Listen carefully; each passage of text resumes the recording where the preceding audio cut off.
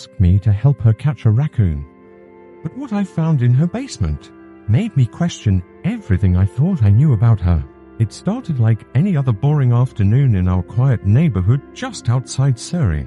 My best friend, Kyle, had gone off to university 2 months ago, leaving behind his mum, Mrs. Lorna Grayson, a refined, elegant woman in her early 40s who always wore silky house robes and spoke like she belonged in a Jane Austen novel.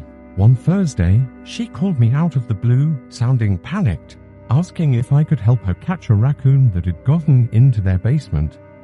I hesitated, not out of fear of raccoons, but because ever since Kyle left, our conversations had taken on a weird undercurrent I couldn't quite place. Still, I agreed. I arrived to find her waiting in the doorway, barefoot, her robe cinched tightly and her face tense but composed. "It's downstairs," she whispered. I followed her into the basement, flashlight in hand. The air was damp, heavy, shelves lined with old wine bottles and dusty books. No signs of a raccoon, but then I heard it, not scratching but something soft. Breathing, I turned, and behind a stack of boxes was a small door I'd never noticed before. "That's where it went," she said. I opened it, expecting an animal. Instead, I found a room, neat, lived in, a mattress, a table, a full wall covered in photographs of me at school, me at Kyle's birthday, even a photo of me asleep on my front porch. I froze. "What the hell is this?" I asked. Mrs. Grayson stepped forward slowly, no panic in her eyes. "I needed to know if you were safe, if you could protect him." Her voice didn't tremble. "Kyle doesn't know. He can't. Not yet." I backed away, heart racing. "Why would you? What is this?" She exhaled, finally looking human. "Before Kyle was born, I had a son.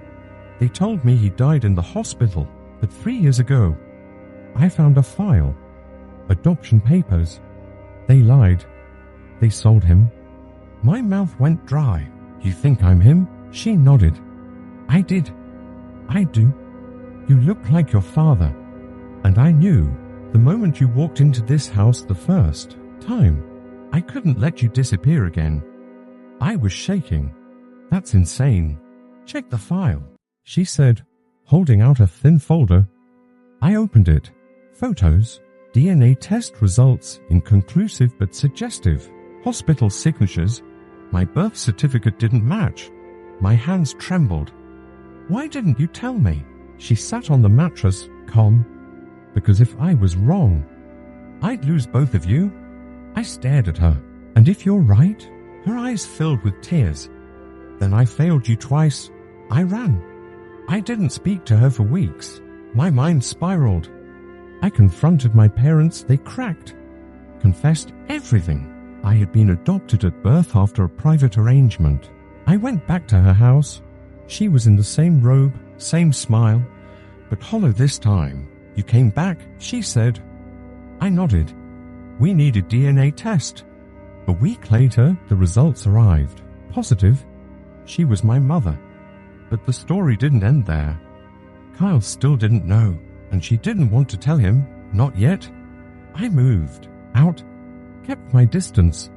But that night, under a different name, I filed for a court request to open my adoption records. I needed the full truth. What I discovered destroyed everything. She had found me years ago. The raccoon story, a setup. She had watched me long before Kyle even became my friend. It was all orchestrated, the parties, the meetings, the sleepovers. Kyle was her second son. But I was the one she had never stopped searching for. She didn't want a reunion. She wanted control. I never went back. But sometimes, I still get letters. Unmarked. No return address, just drawings of raccoons.